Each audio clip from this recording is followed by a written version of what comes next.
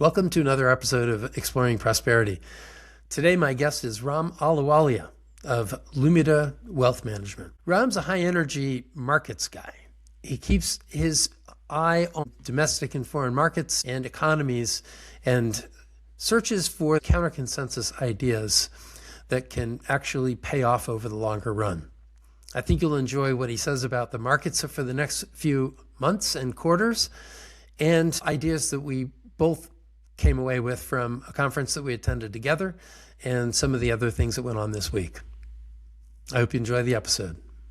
Great, Ram. It's great to see you again. Thanks for joining. Thanks, Bob. Great to see you too. Well, we had a big week this week.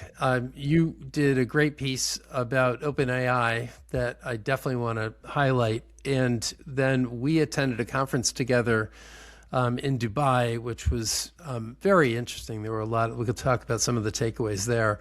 And then you had a great podcast on one of the big topics, which is quantum and Bitcoin, among other things. And I also attended another conference. What's also interesting is I wrote an essay yesterday, and it had it had echoes of what you wrote today about perception and narratives and investing. This will be fun. But anyway, so let's dive right into OpenAI because it was a big event this week. It sent the markets lower. Sam Altman brings down the world, I think is what you said. So let's get into why Sam Altman broke the world. That's the topic of the day. That is. Some of this has reminiscences of 2008. You and I both lived through that. And the core issue is that you've got $1 trillion in debt that's been socialized across the ecosystem. The nature of that debt consists of OpenAI revenue performance obligations. What we learned today from the interview with Dario is that similarly, they also have hundreds of billions of dollars of so-called revenue performance obligations across the ecosystem. And what that really means, Ram, is that they're on the hook to make payments to data centers, presumably, almost primarily, right, for compute power. And that is dependent on their generating revenue in order to pay it.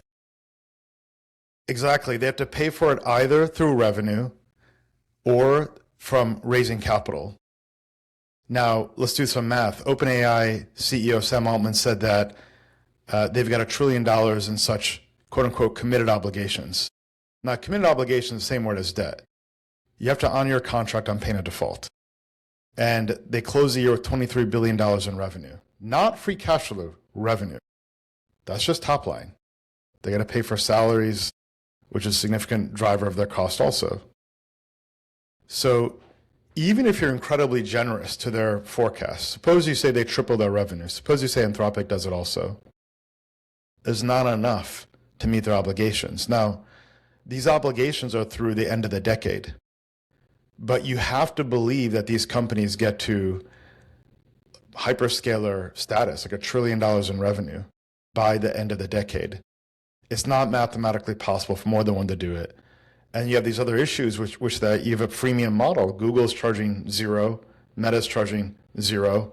They're freemium companies that make money in advertising. Yeah, Grok is essentially zero if you pay X. Yes. There's no way the math can foot, so they have to raise capital. That's the only way to do it. And how do you raise capital? Well, you tell the investors you're going to be $1 trillion revenue company. It's a spreadsheet. They're raising money off of spreadsheets.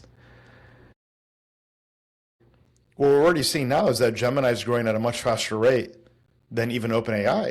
Google's Gemini is growing at a faster rate than OpenAI. You're not supposed to see that at this stage. So you've got a lot of fixed costs, and you've got a data center spend pipeline that can't be funded. So they will go public this year because they have no choice. And then after that, where's the capital going to come from? There's no way the math can foot. So what it means is you've got $860 billion in equity valuation. That's not actually worth that, just on OpenAI. You got $1 trillion in committed obligations from OpenAI. That's also not worth that. So if you're Oracle or Microsoft, you've got each of them has over $100 billion in counterparty exposure to OpenAI. They need OpenAI to raise the money so that their contract billings, the assets for them are called RPO, so they don't get a write-down.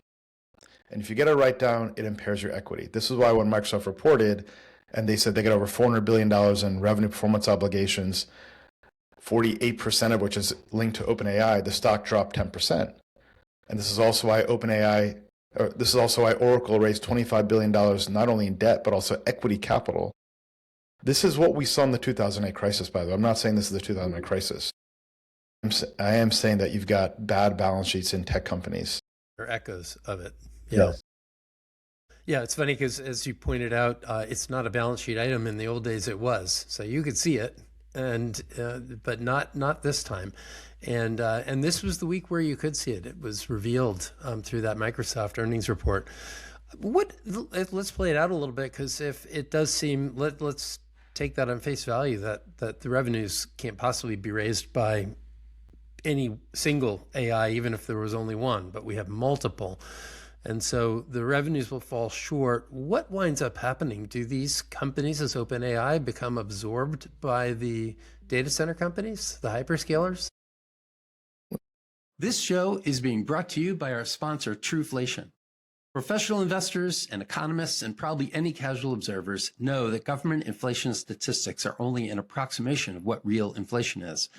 Not only that, but the government has a conflict of interest because high inflation can be so damaging to the economy, the deficit, and our $36 trillion in debt.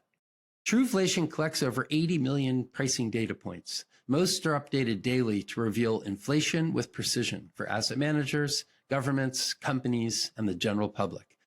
Check them out at truflation.com. Yeah, the debtors are first in line to get paid, and customers often have a first priority claim. It depends on what that capital structure looks like and have they taken out debt. And this is another reason why you've seen the private credit complex under pressure. So that, the Blackstones and the Apollos of the world and CLOs, they're trading lower too, because they're playing a role in financing the data center.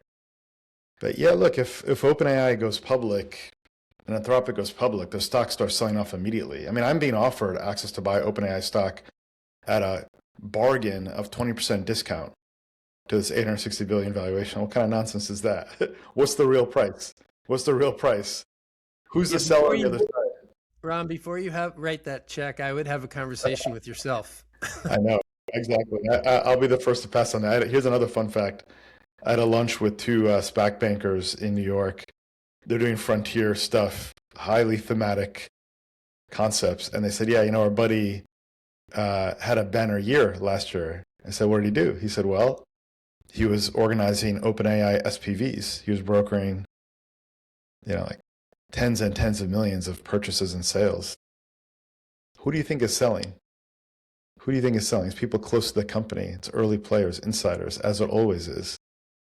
Who's buying? Because there's no other stock, right? Yes, exactly. The insider. All the big players are essentially locked up. I wonder if there's a secondary market for the institutional investors. They'll find a way. Well, yeah, now they will. They're finding a way to de-risk. They don't want to sit through a 6-month lockup when you just saw these IPOs go public over the past year, and the vast majority of them are below their IPO price. Take Figma, for example, it's down 80%, and plenty of others are also. So capital markets can't digest those IPOs, and they can't digest SpaceX going public either, which is also a fantasy. $1 trillion, you're seeing you expect multi-trillion dollar companies to go public all in the same year. The funding is just not there. So said another way, the AI capital markets, there's a dependency between AI and capital markets. AI has a capital markets dependency. This has nothing to do with whether or not AI is transformational. Yes, it is. Of course it is. It's going to drive productivity growth. We're all going to live better lives. We can't wait for AI to come fast enough. This is a key point. A lot of people listen to this and say, well, no, I think AI is real and it's going to transform. I agree with you, yes. This is purely about the dependency that AI CapEx has on capital markets. And that capital markets dependency is weakening. We see that in the share price of Microsoft. We see that in Oracle. You see that in higher funding costs for these data center companies also. You see that in who the marginal investor is. SoftBank, Middle East sovereign wealth funds. It's as far from Silicon Valley as you can get. It's not smart money. We're proud to be sponsored by Foundation. They've created Passport, one of the top-rated Bitcoin hardware wallets, proudly made in the USA. It's fully open source and air-gapped, meaning your Bitcoin stays completely offline and secure. The shocking Bybit exchange hack shows why holding some Bitcoin offline diversifies risk. Now they're launching Passport Prime, your all-in-one solution for not only Bitcoin, but all passwords and 2FA security. Head to foundation.xyz to secure your digital future. So if it just seems like the acceleration of compute power is dependent on all of this, and therefore the amount of compute power may not be necessary or will not be achieved. Does that slow down the development of AI then? Or does it fall into the hands of other people? It's a great question. I think the GPUs NVIDIA builds will ultimately get bought anyway. It's a different mix of buyers. If there's a default on a data center contract, it gets assigned to someone else. Like the demand for AI is still strong across corporates. You're seeing defense start to focus on this also. So what you want to avoid here is like the commodity bullwhip. And we're both familiar with the commodity bullwhip cycle. The LLMs are at the tip of the commodity bullwhip. They're facing that subtle shift in marginal demand. You want to be as upstream as possible, like Taiwan Semiconductor, for example. So they're less exposed to these round trip considerations. And so I think the GPUs still get placed. Data centers are going through rapid transformation. You're going from the CPU model to the GPU model. We're still early in that transformation. And the hyperscalers will fund the CapEx. So they'll move in that direction. Yeah, that's the difference between this and the telecom cycle of the internet age, in that these are gigantic companies that have using the cash on the balance sheet rather than depending on capital flows from investors and lenders. That's correct. Now, the dot-com cycle is an interesting one to point out because there was a lot of CapEx investment in that cycle too. And it was funded by venture capital money. Now you do see that here too, ex-hyperscaler. So away from the hyperscalers with OpenAI, you see that. So that funding source will dry up. So you'll have to see a shift in the consumption of GPUs towards better financed players. What are the investment implications for the next quarter or two? Unfortunately, it's not the prettiest thing in the world. I'm sorry to break the news, but you're seeing this play out on markets now. You've seen United States stock market kind of lag global markets. That's in large part due to the underperformance of the technology sector. And by magnitude, I mean, it really is enormous. If you look at the averages, S&P 500, for instance, it's only off maybe, is it 5% now? I don't even think it's that much. Yeah, S&P is still in their all-time highs, actually. And Dow Jones is at all-time highs. Exactly. And it's sector by sector. And so there's a broadening out of the performance. But yes, I think that'll happen. That'll continue to happen. Exactly right. So the tech sector is ground zero for all of this. And you've got names like Microsoft and Amazon and Meta below the 200-day moving average. Google just went below a shorter term moving average now. So there's a rotation from these crowded themes. AI and these Mag 7 stocks were highly crowded. I think they will lag and underperform. And you're going to see a shift towards everyone else, especially ignored, unloved names in the last 3 years that didn't participate in the rally. And that's what's working the best. Look at Dollar General. It's doing fantastic. Quite a few names that have been ignored. Look at oilfield services, doing great. Consumer staples, doing pretty well. Inflation-resistant names as a category, if you want like a summary theme, you're seeing that too. Commodities, staples, energy, and energy-related. What does all that have in common? Inflation. So, by the way, when you see that theme work, it's not great for risk assets. You saw that theme. It's the opposite, yeah. It's the opposite. Yeah. You're really going to be on your guard. And set against that backdrop, you've got a Fed that's asked to cut rates, going to lower rates in a run at hot economy. Stimulus checks will be going out the door sometime this year. And the Fed and Congress continues to engage in wartime spending and deficits. So markets are saying, hey, inflation's coming. No, we don't see the CPI now, obviously. CPI. No, and we don't see it in trueflation either. Correct. So we don't see it in the current data, but markets are looking forward. They do. This seems to be a little bit of more of an anomaly than in the past. In my experience, the inflation is bottoming rather than declining when you start seeing inflation equities, inflation-sensitive equities starting to respond favorably. But we'll see. Yeah. It does feel like we could be heading that way with Warsh coming in and lower rates when you feel the economy starting to move faster. That's going to definitely be the knee-jerk reaction to markets.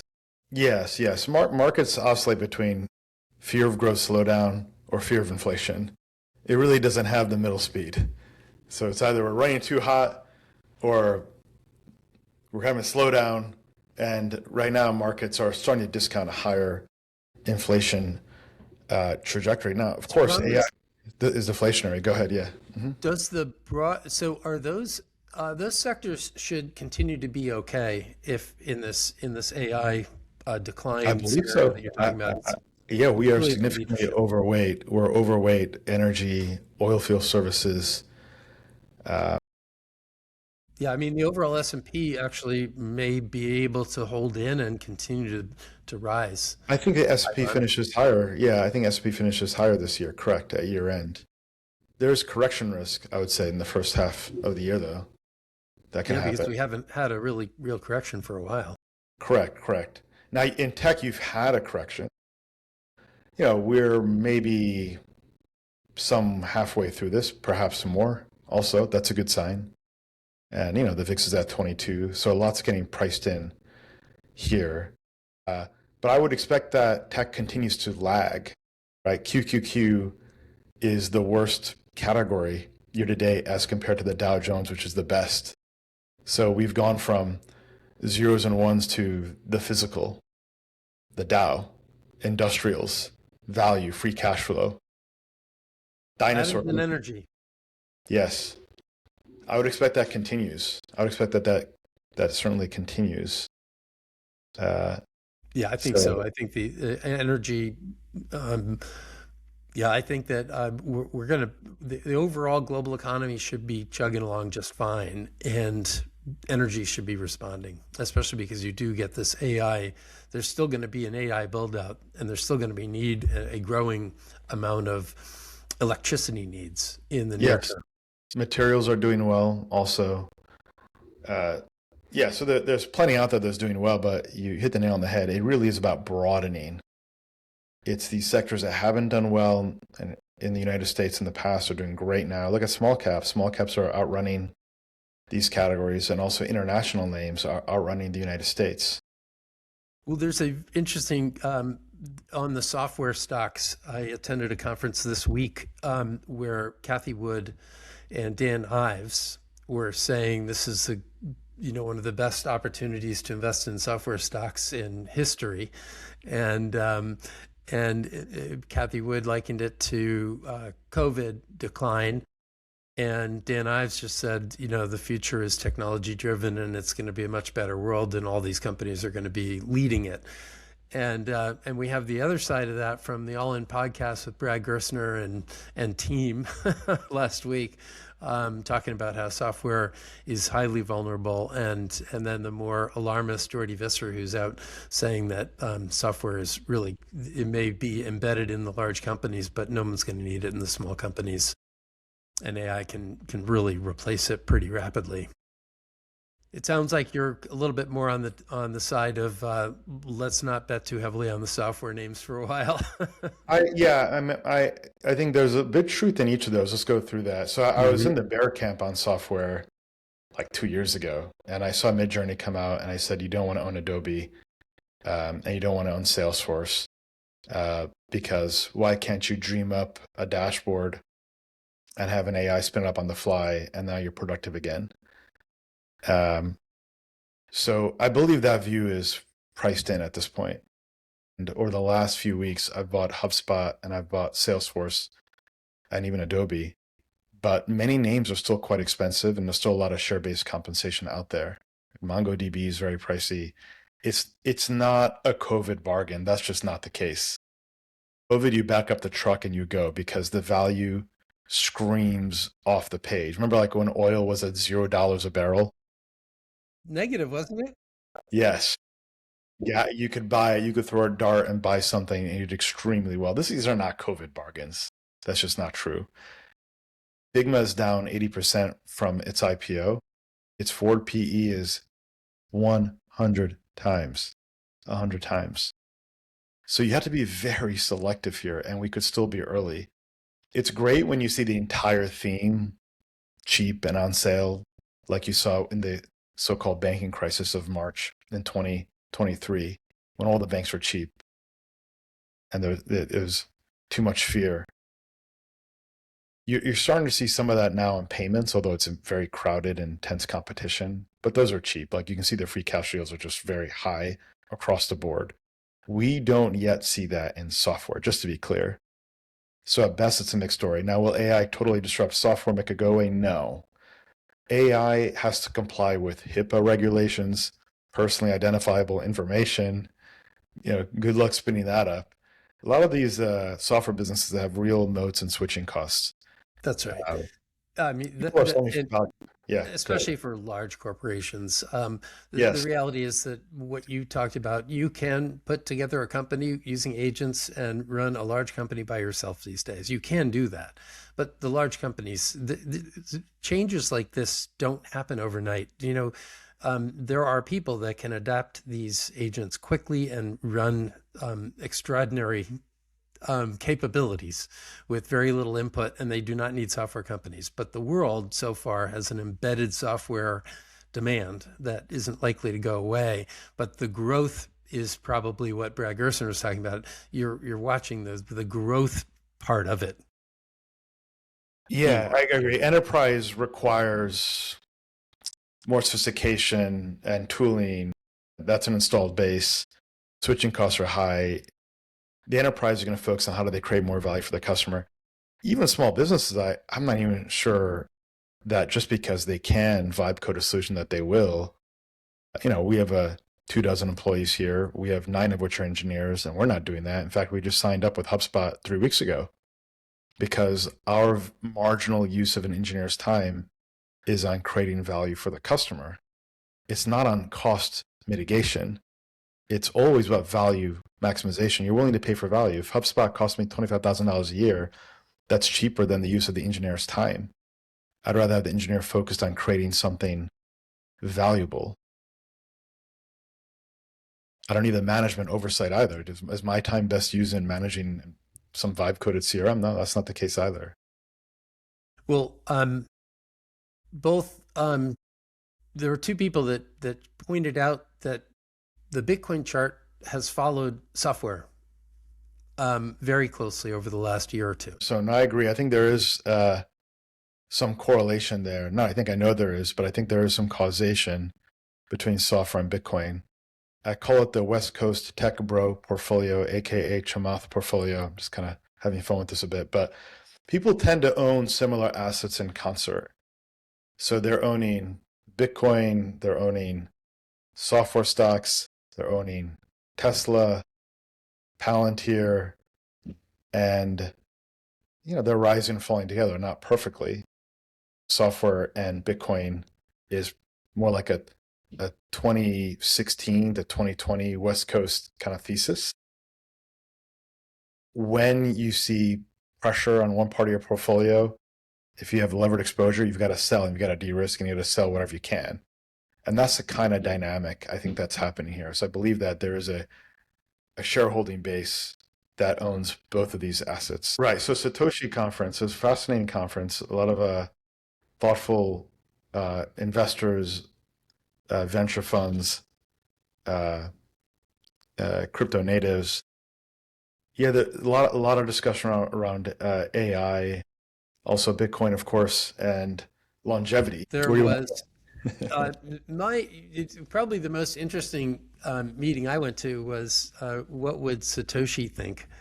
And I thought it was very interesting to hear a lot of the the people that have been invested for a while, talking about how institutional ownership dilutes what Bitcoin's intention originally was, and the lack of peer-to-peer payments and a payment capability also kind of takes away from Bitcoin some of the real importance of it and direction of it from the early days.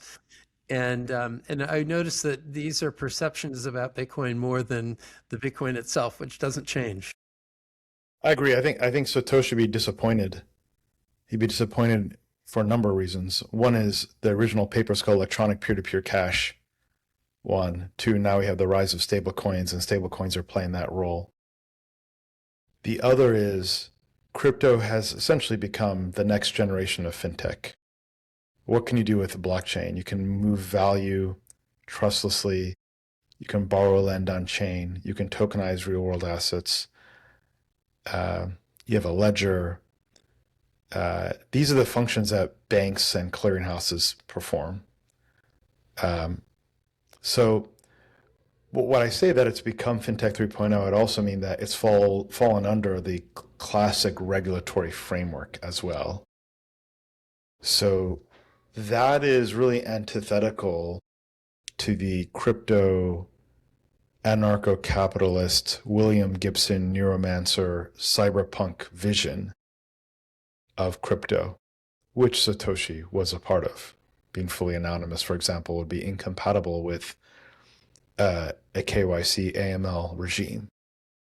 I think that's a pretty clear and obvious statement one can make. And then the fact that Bitcoin is now identified with like America First and is national, I think he would be disappointed in that too. So I don't think I think he'd be incredibly pleased with how far Bitcoin's come. Of course, Well, right? Like in that sense, he's like, wow, this is amazing. This thing worked, right? Why did I hundreds of millions of people. Bitcoin, right? Yeah, in Yes, that hundreds of sense, millions of people. in some macro sense, yeah, he'd be overjoyed. From another sense, it's been co-opted by the financial system. Like BlackRock is now letting you access Bitcoin via an ETF as opposed to a permissionless By rapper. yeah, exactly. So he'd say, "What have you done? You turned it into a Big Mac and sold it via, you know, a decades old, retailer." I do imagine, though, that he would have thought that at some point that is what would happen to it. That it would Maybe. have, once Yeah. it got big enough, it would have to start fitting into the existing structure. And I'm not sure the fact that it is fitting into the existing structure undermines its long-term potential. Oh, I don't think it undermines long-term potential. No. Exactly. No, I don't think it undermines long-term potential. In fact, it's part of adoption. It's part of what adoption looks like. So 100%. I agree. I still think the cyberpunk ethos, though, that where he came from and that initial vision and values is very different from what you see right now. And Absolutely. And, look, the reality is this is a new invention, and the people that first created it and understood it have necessarily a different outlook on it than subsequent generations of adopters, especially if you think in terms of real generations, 30, 40, 50, 60, 80 years. I heard one person arguing that this is a 3-generation adoption curve. Get used to it. yeah, I think there's a lot to be said for that. Yeah, it goes back to the concept of like the fourth turning, and it takes generations to adopt, and the next generation is more open to the concept of digital assets, the idea that you can have value that's in a digital form as opposed to a gold bar somewhere. But Yes. that takes time. That takes time for that transition to take place, because that generation needs to grow up in industry and start taking posts in regulators and in politics, and that's a process. Indeed. Well, one of the other things that I thought was very interesting is how many tokenization sessions there were. So yeah, tokenization is it's an opportunity set I've been talking about for a few years also, and it's another promise of, can you put value on chain? There's been a lot of focus around tokenization.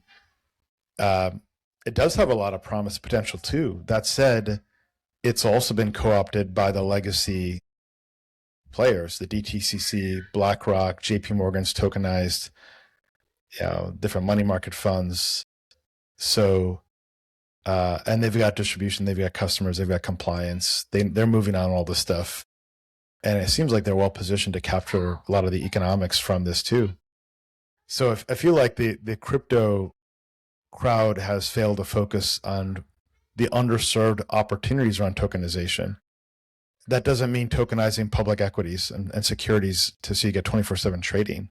That's a crowded competitive market with legacy infrastructure that can adapt. But there are other areas that can be tokenized that crypto is not focused on. They're trying to focus on head-on competition. It feels to me like it ran into a brick wall on the regulatory front, and that yes, it's been adopted and maybe co-opted by traditional financial firms, this idea of tokenization, but that too seems to me to have been inevitable. That there was plenty. I knew a number of companies that were working on tokenization. It's hard to find customers. I think there's a strategic distraction. Crypto firms made a wrong move, and they decided to take on Wall Street. And there's a lot of hubris and ego and all of that. They decided to go after the most liquid, competitive securities market in the world because they thought they had a better mousetrap. And they didn't realize there are decades and decades of infrastructure and systems built around this. It's not just the Bloomberg terminal, it's the fixed protocol, it's the settlements, reconciliation, it's order matching engines. There's so much that's been built. Not to mention the embedded daily human routines. The daily workflows, the human routines. It was really an act of ego and hubris and not understanding the system and just being overly cocky around the opportunity to just tokenize equities and assuming it would work. Like, the equities market's extremely efficient. We're talking about mills in terms of pricing. You got market makers that create liquidity and efficient execution. And they thought that just, okay, if I tokenize, that's going to solve everything, and distribution is going to come along with that. And these firms don't know how to do that. It was a lot of ego. What they didn't do is focus on the underserved parts of the market, such as small businesses. There are plenty of companies there that can't access public capital markets, and public capital markets have a lot of compliance costs and legal costs and registration costs, and there's a big marketing process around it. And the SEC chair, Paul Atkins, has been talking about how there are far fewer public companies today than there were a few decades ago, and that deprives the investing public of opportunities. Crypto hasn't focused on that. It's kind of funny they haven't, because they did that whole ICO craze in 2017, which in a way was venture capital for on-chain. But that won't work either, because you have misaligned incentives, you don't have vesting schedules, you don't have alignment of interests. You had a lot of pump and dumps and people taking advantage of retail investors. What's really been missed is focusing on small business and Main Street. And you've got the primary job creator in the United States remains and always has been small business. And banks lend to them. Banks do underwriting for these small businesses, which means they're good from a lending perspective. And if they're good from a lending perspective, they're probably good from an equity perspective. They've done the underwriting. That category hasn't been served. It's Blackstone, a really important point. Yeah. Right. Blackstone bought Mike's Jersey's Pizza, right, for $2 billion. A Subway chain, right? Jersey Mike Subs. Blackstone bought Jersey Mike Subs for $2 billion.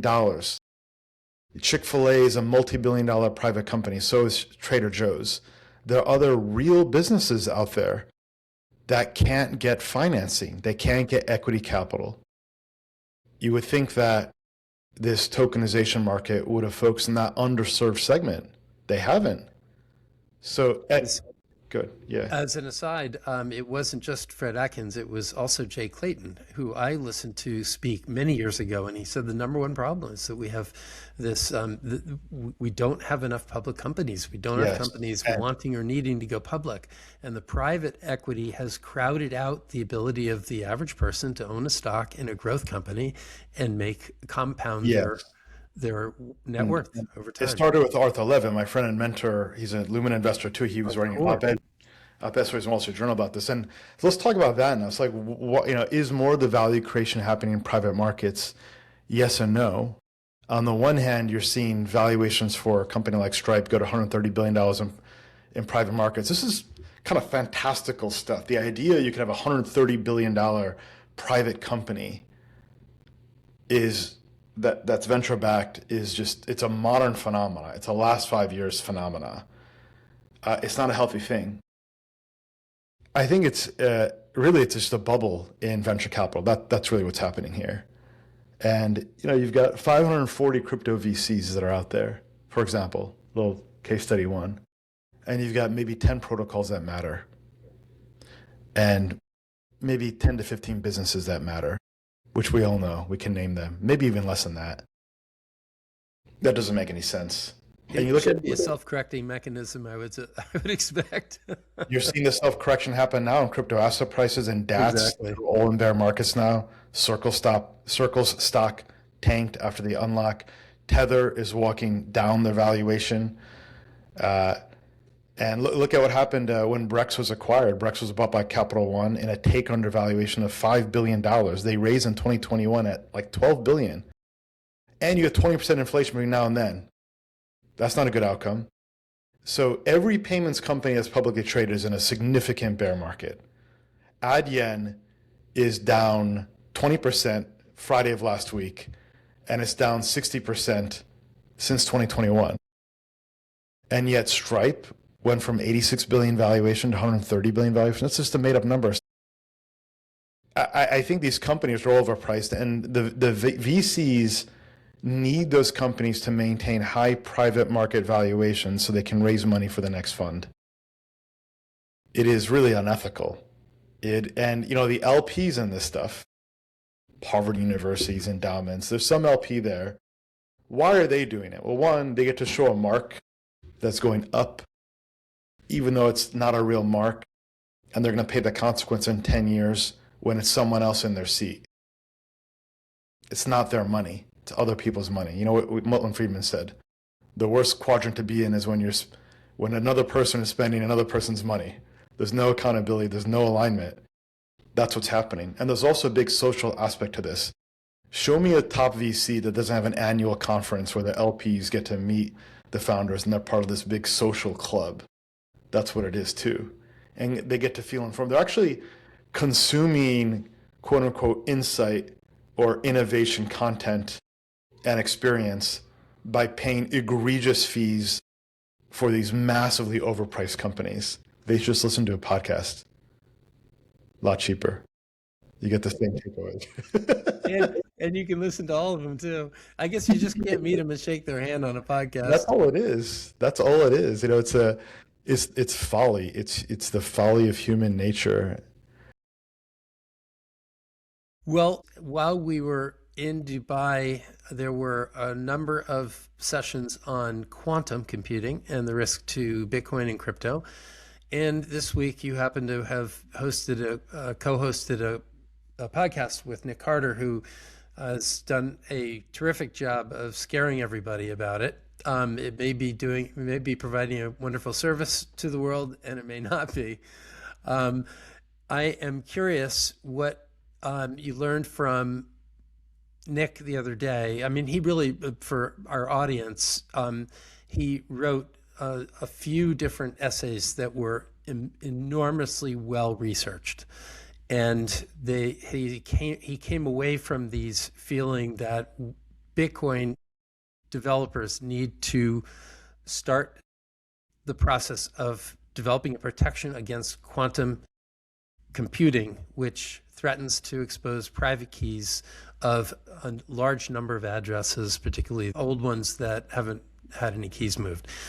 And so that's the threat. It's not a threat to the Bitcoin network itself. There isn't a narrative about that. But let's talk about that for a second. What did you learn on the podcast, and what did you learn at the conference? Right. So his conclusion is that quantum is a real threat to Bitcoin. It's not a distant theoretical thought experiment. Second, people are listening. Look at what Michael Saylor said this past week. He's going to have some heightened focus and around quantum and build a group of thought leaders. More because he had to address this issue than because it was an idea that he thought was urgent or necessary today. Right. So he's capitulated.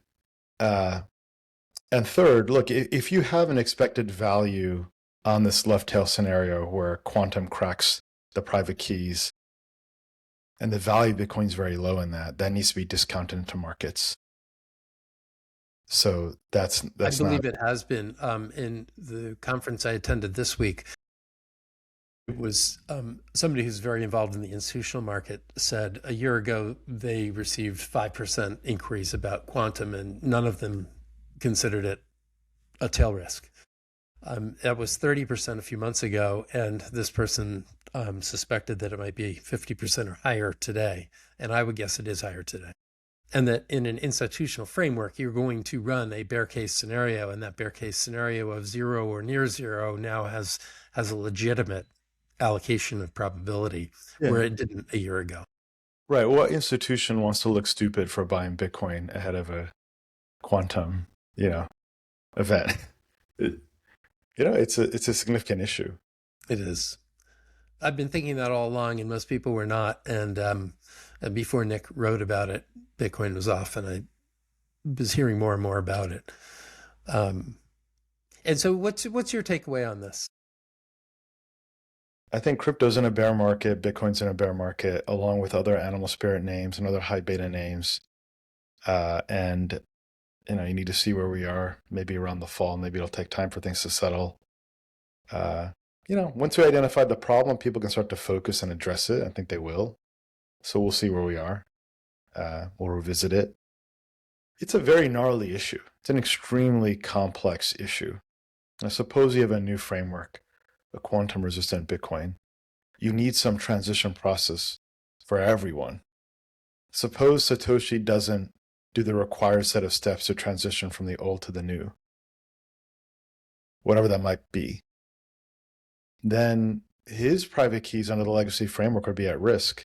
You could see Satoshi's Bitcoin be compromised just because he hasn't done the migration.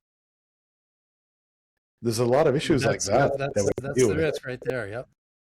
Well, there's a lot of issues that we're just scratching the surface around. Yeah. Even if you get a solution. One person at the conference in Dubai offered up a white paper that shows how quantum resistance does not require a hard fork in the Bitcoin network. That is what Nick Carter believes is necessary. And part of the reason he's raising the alarm is he wants the developer community to start on this so that we can come up with a consensus that is very difficult to achieve and hasn't yet been achieved for Bitcoin. I'm not the technical expert, but I would believe that hard fork would be required. This is a pretty substantial type of change here. There's a lot to process. Yep. I mean, there's a lot of risk. One of the interesting things is we all assume that if quantum capability could derive a private key from a public key, that it would, and that is an assumption that I think is faulty. In fact, I would guess that would be very unlikely, even if quantum could. And it's just the simple game theory that if you want to use a quantum computer to break in and use it illegally to take something, the last thing you would want to touch is a blockchain protocol, because the value of that protocol would decline precipitously. So you steal $100 and it's worth $20 as soon as you walk out with it. You go to a bank account, you steal $100, the $100 is worth $100.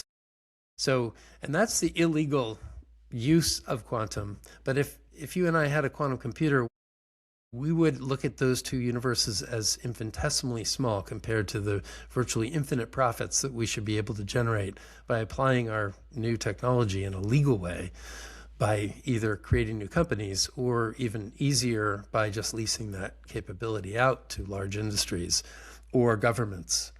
And so the amount, the size of those opportunities are just so massively divergent that I don't believe that a rational player would ever get around to messing with crypto protocol until way after we'd be able to protect it. Well, what if there was more than one player that lands on this technology at the same time? What's the game theory say there? The game theory says that strike first. But you wouldn't gain anything by striking Bitcoin. You would strike a bank. If you want to use it illegally, there are so many better places to go than trying to right. The other the other threat vectors and all the rest. Like let's say North Korea, right? North Korea, of course, they would target banks. They would target those would also be more hardened targets too, right? It's not simply going to be crack encryption. There'll be other modes of cybersecurity that are layered on to access, say, bank reserves or the Fedwire system. Which is really another reason that the malintent, the idea of using it to break the law and take something is less likely. And I don't particularly care whether you're a bad person or a good person. If you have the quantum, you're still going to be looking at these economic opportunities as enormously different. And so what's to say that North Korea doesn't say, guess what, we're gonna, or any bad actor, doesn't have to be North Korea, we use that. Yeah, I mean, like they're criminal opportunists, and they'll go after whatever opportunity they see in front of them where they believe they got specialized expertise. Perhaps. But it's hard to see a criminal that has ever had the potential that this would reveal. But none of this this theoretical is interesting, but it doesn't matter. You still need to protect Bitcoin for Bitcoin to be able to perform. Yes. Right. So, right. And ironically, I would give it a higher chance that somebody who developed quantum, because you've got the capability to do this, so you're generally going to be a large organization of some sort. It would be probably smarter to buy a little Bitcoin and protect the Bitcoin with your quantum than it would be to attack it. Well, yeah, it's probably like a Google or IBM. They seem to be in the pole position right now around quantum. I don't think I see quantum stocks. In the free world, yeah, for the non-governmental. Free world. In the free world, correct. Yep. And they'll license and permission, right? Who has access to that? But yeah. One session, I listened to someone who seemed to be extremely knowledgeable about quantum, and he pointed out that the qubits are the measurement of the power of the quantum, and that you will pass by all communications networks and all financial networks at somewhere between 50 and 60 qubits. And that to get to SHA-256, which is the code for Bitcoin, to derive a private key from a public key, would be in the thousands of qubits. And there's a lot of debate about how many thousands, and so that too would suggest that you'll have a long time to be able to protect the SHA-256 way after other opportunity sets have presented themselves to criminals. Yeah, no, that makes a lot of sense too. I agree. We got a long way to go to get to that level of technology. The world will be a far better place when we're at that level of technology. I think so. What other things did you take away from the conference out in Dubai? I'd say, people are focused on these exciting themes like AI and robotics and quantum, and people have forgotten these real world needs where we started the conversation with. I was at one panel. They said like, hey, what's your top non-consensus idea? I said, senior living care for the elderly. And it was such an alien concept to the audience. One guy pulled me aside and said, let's get dinner tonight. That was the first original thing he had heard. I was like, great, find someone like-minded. But I do think people are kind of punch drunk with the techno-optimist future. Look, I'm a techno-optimist myself. I do a live stream podcast in a self-driving car where I'm looking at my phone. Okay, so I see it. I see it coming too. But I think people have lost sight of solving real world problems, care for the elderly, care for the young, healthcare, job training, education, especially education, retraining, public education, high school education. They need to disrupt college. These are the things where we need capital, talent, entrepreneurship. How many AI agentic tokens did crypto create, or decentralized physical infrastructure? These are just jargony buzzwords that don't create value. So I personally have like a big distaste for crypto venture capital and what we've seen over the last year. I think many of them should be ashamed for not building real businesses. And Nick talked about this on the podcast. He's like, look, I'm one of the few people that invest in real businesses. Things that have free cash flow, things that generate earnings, things that solve real problems. And that's what investing is actually about. So I had my first sit down at a lunch with an individual who worth at least $100 million in Bitcoin. And I think after our initial greetings, I think minute number 5, I said, look, I think Bitcoin is meant to be traded, not hodled. I think you want to make sure you're on the right side of the trend, but it's not meant to be hodled, which created a severe allergic reaction and like offense. It was like a violent offense I had committed. And I was like, you don't know what Bitcoin is. Let me send you these 3 Michael Saylor videos, which he then sent me 3 Michael Saylor videos. It's funny because we sat down, I think Bitcoin was 75,000. The next day was 72,000.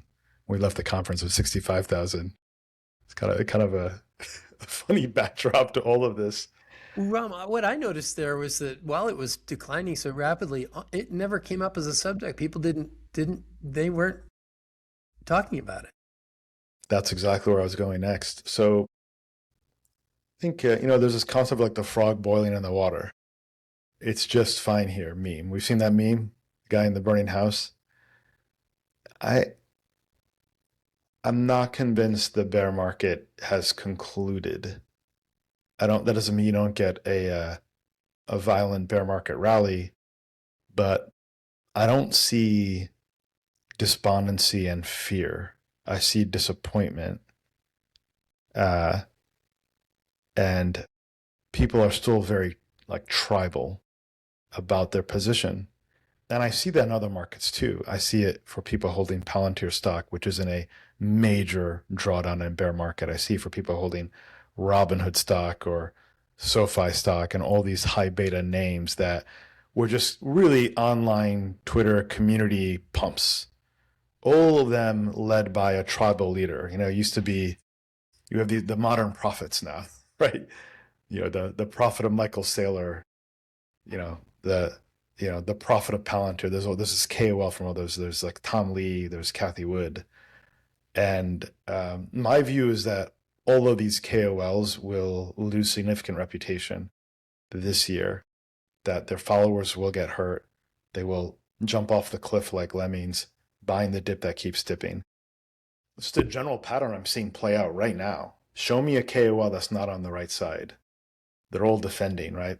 Tom Lee, Ethereum will be at 10K by year end. I mean, sorry, January. No, Bitcoin 250. No, I'm kidding. End of Q1. Oh, the bear market's going to end now, right?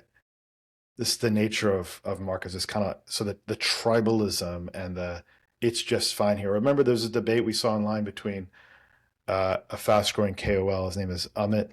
His headline was like, Amit is investing, debating Michael Burry. Kind of amazing time where retail investor can talk to like Michael Burry online. 100%. Yeah. They had this debate and, so was that about Bitcoin? It was around Palantir. Defending Palantir stock, despite the, valuations and kind of questions that came up. But the general point I'm making is that these KOLs are on defense and hanging on to their ideology. They have a thought bubble wrapped around them. They're not accepting critical dissent, like what Nick Carter's pointing out. And if you hang on to ideology, the markets will make you pay for that ideology. I believe that's what we're seeing now. I think people have to unglue themselves from the themes they fell in love with in the last 2 to 3 years, including AI and biotech and drones and space and robotics, whatever Kathy Wood is buying. And you have to really do the exact opposite and find ideas and names and themes that are real world atoms, etc. Yeah, no, it's important to keep an awareness about a breadth of information and different trends, but the markets are very good at making the largest number of people look. Yeah. I had this post I wrote yesterday around why most money managers lag the S&P. And I'll summarize it briefly for you, but the first part of any great rally is the non-consensus hated rally, which we saw in Bitcoin in 2023 or buying the banks in 2023 when both were left for dead in the wake of SBF collapsing and FTX collapsing and these banking issues. It was a great time to buy banks. Then phase two, it's rallying, but it's doubted, it's hated. They say, no, it's a bear market. It's going to go back down again. It keeps rallying, climbs the wall of worry. Gary Gensler's trying to take out Bitcoin. He's denying applications for Grayscale to convert into ETFs. It climbs the wall of worry. Then you enter phase three. Now it's gathered momentum. Now you have a new set of followers.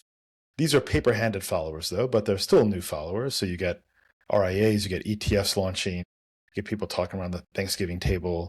It starts getting crowded now.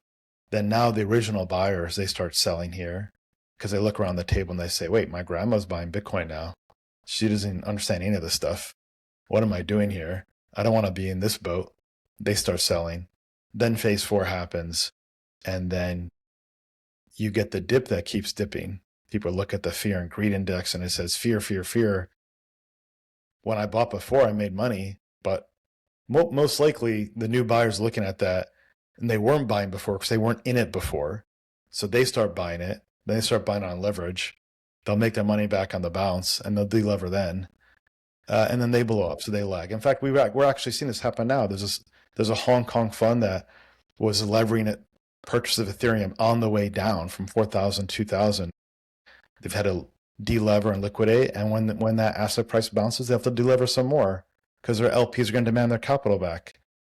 And isn't this the pattern for markets and cycles? And isn't that at risk of playing out now across a variety of themes? Yep. Indeed it is. It is so interesting that Bitcoin a year ago, April, May, it was one of the best bull cases of all time. And right now it's very difficult to see any bull case at all for Bitcoin. Yes. So, the best time to sell Bitcoin was December 17th, 2024. The markets pulled forward and discounted a tremendous rally in this short period of time. You had this euphoria. We think back to John Templeton bull markets ending euphoria. It's exactly what happened. Yep. And then you had a significant correction, then another rally to 125K. Stablecoin Act passes. That's a top. Everyone's in. Everyone sees into the distance. Everyone's singing Kumbaya. It's not the beginning. It may be the beginning of something, but it's not the beginning of the bull market. That's right. So now I think we're in this trough. We're going through disillusionment phase. I don't think we're done yet, though. I don't think so. It feels like it's the KOLs have to be scapegoated in some way. They have to be purged from the group. Yeah. In the last decline, when Bitcoin got down to 15.8, I thought that it was going to. I didn't think it would go down until Michael Saylor's scalp had been collected. And he had said 21,000 is where he would have to start having problems. And I don't know. I never did the postmortem on that. Maybe but he must have done something that gave him some more maneuverability. as he claims he can do if it continues to go down from here. But I was, he survived. But you're absolutely right. He's a pivotal figure. We need to find the scalps. Yes, I agree. I think the market will want that. You need to see bodies float to the surface. You need to see deleveraging events. Some of that's happening behind the scenes. You're going to see a lot of VC funds unable to raise from their LPs. You're going to see crypto executives leave the industry. You saw Kal Samani leave Multicoin. I don't know why he left. As I understand it, they had a great performance. All to say is you're going to see more observations like that happen. And when it's hated and non-consensus, everyone says, I can't believe you own this thing, then we'll be buying. That's when I want to own it. And we'll be back again talking about Bitcoin and they'll look at us funny. And, that's right. That's what we'll be doing. Well, Ram, this has been really great conversation. I'm so glad to see you again. Likewise, always a pleasure, Bob. We'll have you on our show too soon. I'm looking forward to that as well. Awesome. Yeah. We'll, and I've got, and we still have some topics that I wanted to go into, like healthcare and education. We'll save that for a different time. Awesome. Looking forward to it. Be well now. Make it a great day. Take care. I believe the next generation can live better than any before it, but only if we stay curious, keep learning, and refuse to accept decline as inevitable. If that message resonates with you, please hit subscribe and share this video with someone who's curious as well. And if you'd like to go deeper, you'll find essays and research on my Substack. The link is below. Until next time, keep exploring.